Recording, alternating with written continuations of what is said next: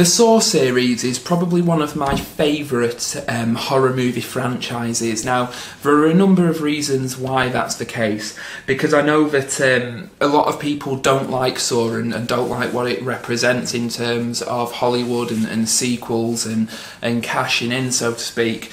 But I do find it to be a fascinating series. Now, as you'll know from one of my previous videos, the horror movie video, that I've actually spent the weekend marathoning all 7 Saw films with my partner Laura, who really loves this franchise. And I just wanted to take the opportunity to talk about that because essentially it was a tough sit at times. People, you know, when people do movie marathons, it always seems like a good idea at the time, but once you get about halfway through, it becomes a little bit of a trying experience.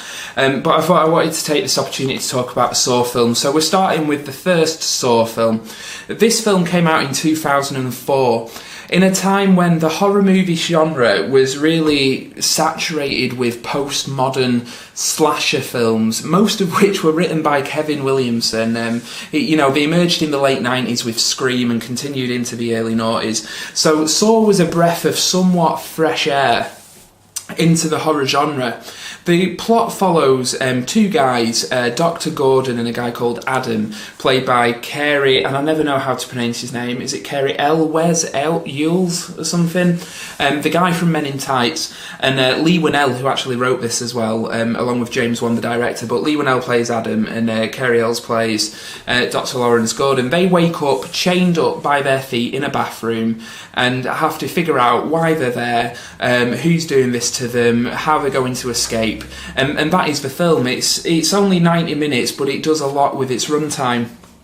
And essentially the whole film is told through not just flashbacks, but it's told through a completely disjointed sort of chronology. And it's a film that if you tried to explain it, your head would probably explode, but it's a testament to Lee Winnell's writing and James Wan's direction that they managed to avoid any sort of confusion when watching the film.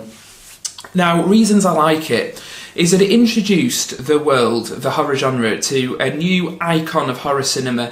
Whether you like it or not, Jigsaw, the serial killer, main character, main big bad villain in this, he's definitely in the Hall of Horror Fame, along with Jason Voorhees, Freddy Krueger, Michael Myers. Jigsaw is in there, whether you like him or not. Why I think this film is fascinating is the reasons behind Jigsaw. Jigsaw's games that he orchestrates with victims is that he wants them to appreciate their life. These traps that he puts them in are tests, and he's really testing a person's resolve and survival spirit, etc. And it just makes for a more interesting villain than somebody who just wants to cut your head off. You know, Jigsaw wants his victims to survive these traps, and I think it makes the films all the more interesting. The first film, as I say, it's told through flashbacks and it's not in chronological order. But essentially, every trap, every sort of kill in this has a reason and a meaning behind it, and that's kind of why the film works. As I said, Jigsaw's testing all his victims, and it really is a very kind of tightly wound, tightly scripted, and a very effective horror film. Saw 1, and it really, like I say, emerged at a time when the horror genre needed something a bit different, and it was a runaway success. I mean, it was a very low budget movie, and that comes through when you're watching it. There's not many, I think, if any, exterior shots.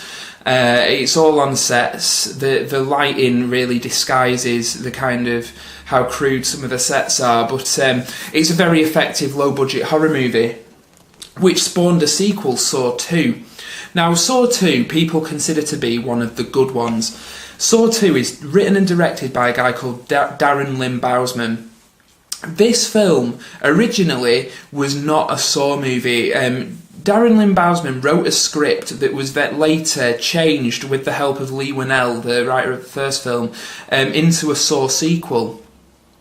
For that reason, it doesn't completely work. Now, basically, this film follows the character of Eric Matthews, played by Donnie Wahlberg, who arrests Jigsaw at the beginning of the movie and has to kind of play psychological games with him following 90 minutes. Now, what I like about Saw 2 is that it tries to do something a bit different. Rather than keep Jigsaw hidden until the end, like the first film did, he's up front and centre at the beginning of the movie, and we spend most of the movie talking to him. So I found that to be quite interesting. The film is a lot bigger in scope as well, in terms of the numbers of characters on screen at any given time. Rather than two guys trapped in a bathroom, this one follows a group of strangers trapped in a house.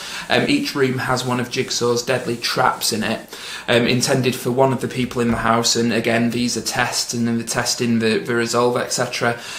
Where the film kind of falls down is in the house. Now, while the dynamic between the characters has the potential to be interesting, and some of them are quite interesting characters, they kind of sacrifice all that for added gory kills and stuff. Where the film's at its most interesting is when it's with Donnie Wahlberg and Jigsaw playing mind games and exchanging dialogue. And that's where the film really succeeds for me. In terms of style, it's very similar to the first film, although a little bit glossier. It really evokes James Wan style, but it can't quite manage to recapture lightning in a bottle, so to speak. It's not as good as the first film. The twist at the end feels a little bit tagged on, because the first Saw film has a terrific twist at the end, and they obviously wanted to try and have another at the end of Saw 2. It feels a little bit tagged on. You could have done without it. There's a few missteps in Saw 2. It's not a perfect film. It's still watchable. It is still one of the better Saw sequels, but it is a little bit lacklustre. That brings us on to Saw 3. All these films were literally released every year after Saw 1. So Saw 3, another Darren Lynn Bousman one, essentially follows Jigsaw, who we've established in Saw 2 has cancer, and also has an apprentice whose name, you know what?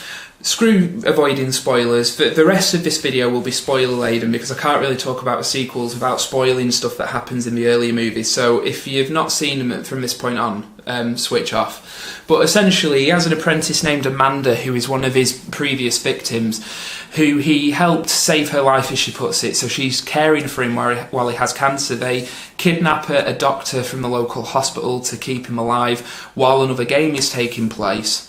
This Saw 3 is probably the best sequel that was made. It's the longest. It's nearly 2 hours. All these movies are 90 minutes except Saw 3, which is literally 2 hours long. And where I think this film really succeeds is that it takes Jigsaw, the main villain, puts him in a hospital bed and has him there for almost the entire film.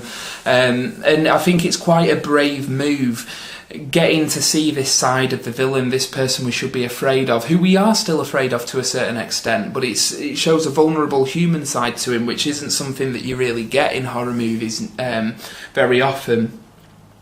The film basically, it has another game going on while Jigsaw's dying, essentially, and it's a bloke whose kid was killed in a car accident, and Jigsaw has captured all the people somewhat responsible, so the driver, the witness, the jury who gave him a soft sentence. They're all in traps, and the father of the little boy who was killed, has to decide whether or not to save him as he's working his way through Jigsaw's house of pain. And the first few times I watched this movie, I thought, I really, really enjoy Saw 3, but I could do without all the different traps because I just find them a little bit dull. However, watching it through fresh eyes, because I hadn't seen it in a very long time, I think it actually works, and it provides quite an interesting sort of dynamic between the characters, especially the father, who I believe is played by Angus McFadden. I think that's how you pronounce his name. He does quite a good job with a kind of a paper-thin character, but because the subject matter is quite emotional, he manages to bring something to the film and make it something better than it should be, let's put it that way. So the film, I think Saw 3 really works, and another reason that I think it's one of the best sequels is that through flashbacks it goes back into Saw 1 and shows them setting up the bathroom, shows them kidnapping the people in Saw 1. It also goes somewhat into Saw 2. It basically goes into flashbacks of the other movies, and I find that really interesting because you get to see the other films through a slightly different lens, and that's why these films, and they do it all the way through, basically all the way through the series it does this, but that's why it works and makes it interesting for me. It's something that you're not really used to seeing. So Saw 3 is definitely one of the better ones, and shocker, Jigsaw is killed at the end. Literally, they kill off the big bad villain halfway through this series by cutting his throat with a fucking buzzsaw. So that leaves you wondering, how can they possibly carry this series on? An issue which is addressed in Saw 4. This is Darren Lynn Bousman's final Saw film. Apparently he didn't want to make this one until he read the script and said that some of the twists and turns actually surprised him. And that's why he wanted to do it. Now, you still have... Donnie Wahlberg is still in Saw 3, and he's also in Saw 4, but essentially this film follows one of the SWAT commanders who has been in the series since Saw 2, albeit as a very small supporting role. He's put front and centre as the main character, and he's going to be tested and has to go from place to place, looking at different traps, trying to save different people, blah, blah, blah. But basically what makes this interesting is that the reason that Jigsaw is testing him is that he has to save everybody. But Jigsaw tells him, look, these people, it isn't up to you to save them, they have to save themselves. So he's encouraged to actually help Jigsaw rig traps, you know, capture people, blah, blah, blah. But it makes it really interesting. It provides a different slant on the formula. Now, while aesthetically the films up until this point have all been similar to the first film, kind of hyperkinetic editing to disguise the low budgets, etc., this film's no different. It does become a little convoluted in that it starts introducing characters which, to be honest, they're sub-characters, but they're played by actors and actresses who all kind of look the same, and it becomes a little bit hard to follow who's who. But it is a very interesting film, especially since they set themselves the task of telling a Saw story while Jigsaw's dead. So Saw 4 is another little impressive one. We then move on to Saw 5, which is directed by a guy called David Hackle. So Darren Lynn Bousman has left the franchise now. And David Hackle, which is a very apt name for a director making a Saw film, comes in and directs Saw 5. Now, Saw 5, when I first watched it, I hated this movie. I don't think I finished it. But watching it through fresh eyes, in the context of the series as a whole, because we were watching a marathon, I actually have a lot more time for it. Now, basically, the game in this is essentially a group of people all responsible for a real estate scandal, which was responsible for the deaths of about 8 innocent people. Are captured and put through tests and told that the only way you're going to get through this is working together, blah, blah, blah. And they have to go through a series of tests, and it leads to a series of grisly deaths and all the rest of it. You also have a character called Detective Hoffman, who's been present in the Saw films since Saw 3. It establishes essentially that he is Jigsaw's apprentice and is another kind of serial killer helper responsible for the Jigsaw traps. So you have that to contend with, and also he's been hunted by a special agent, Strahm, from the FBI, who's like hunting the Jigsaw killer.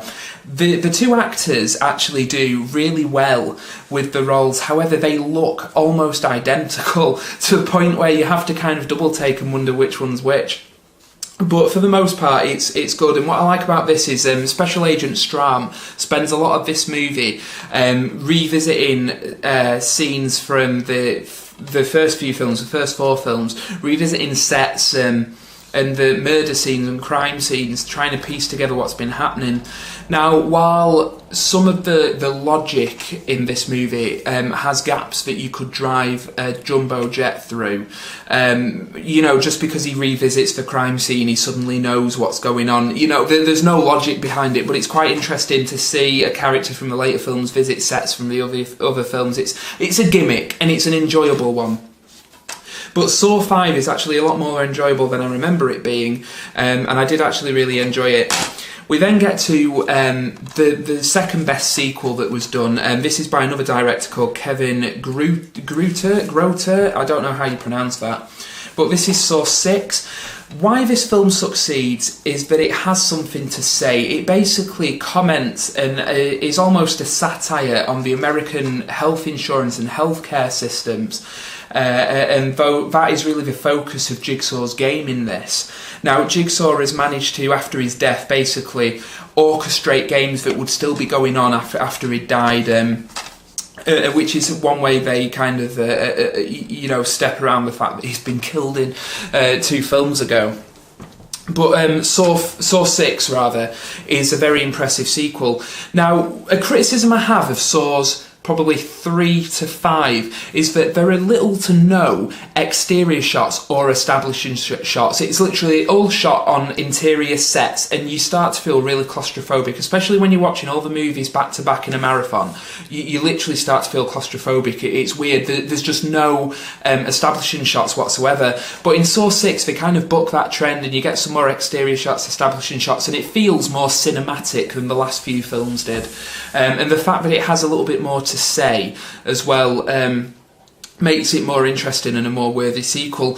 However, essentially we established that it must be Detective Hoffman who's built the traps, and considering that he's on the run from the FBI, he's managed to build traps inside buildings that would literally take a team of contractors years to complete. So you kind of have to suspend your disbelief when watching these later movies. But if you can do that, you'll find something to enjoy. Saw 6, as I say, it's got more to say. It's more well made. It's more cinematic than a lot of the other sequels. So it places fairly high in the series for me. And then the final film is Saw. It was Saw 3D, or Saw the Final Chapter, Saw 7, whatever you want to call it. Same director as number 6, and it was a film that was really tasked with having to wrap up the entire series. And if I'm honest, it's shit. Saw 7 is not a good movie. It has some good ideas in it, but it's executed so poorly because they wanted it to be in 3D that it's at times barely watchable, but we sat through it because we'd sat through the previous 6. Essentially, it starts with a saw trap, which is in a shopping mall in a public place in daylight, outside. It's brilliant. It's a brilliant idea, but it's executed in a way that's very gratuitous. The female victim is wearing not a lot, let's put it that way, and it feels like a teen slasher version of a Saw movie. And right at the beginning I was like, oh god, is it really going to go down this road? But it does get a little bit more interesting when you have a character called Bobby, who essentially has faked being in a saw trap. He's sold his story, become a successful author because of it, and said, I survived a saw trap, when he never actually did. So Detective Hoffman and Jigsaw basically capture him and put him through a series of traps. So I quite like the idea of this whole getting fame from somebody else's tragedy, because that's a very realistic idea for a film, because people are emotional leeches. You do get people who will leech off other people's tragedies for fame or to feel a somewhat connected emotion. So I found that really worked, and that was quite a good idea. You also have the return of Carey Ill's character as Dr. Gordon, and it also explains all of that. Now, I won't ruin that because I know that I've given a few spoilers, but I won't ruin the ending. But essentially, the way that the ending is handled feels very sort of ham-fisted and predictable, and the ending is something that has been predicted by many people many times over the course of the series, so it was no real surprise, and it was just a little bit lacklustre.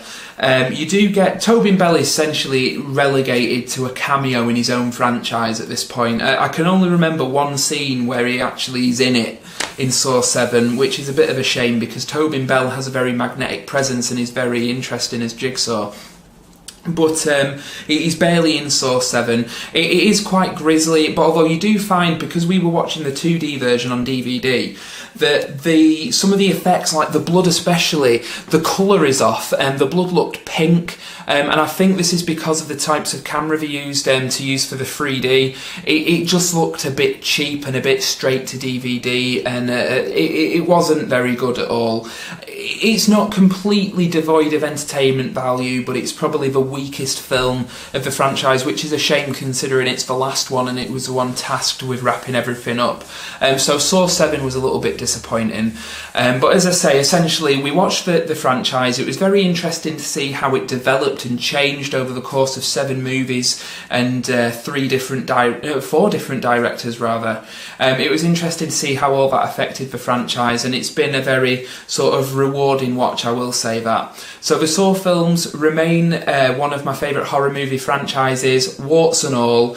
They are very enjoyable. If you've watched half of the series and given up, carry on. Saw 6 is ace. Saw 6 is a really good, enjoyable Saw movie. Saw 7's terrible, but you might as well see the ending. So I hope you've enjoyed this video. Thank you for watching. Please leave comments. Let me know what you guys think of the Saw series. I'd be very interested to hear it. I just think it's, in terms of horror movie franchises, at least it tries to do something a little bit different. It may be cliche now, but you have to remember when it started, it wasn't. So that is the Saw franchise. I like it. I know a lot of people do. Thank you for watching this video. Please rate, comment and subscribe. Thank you.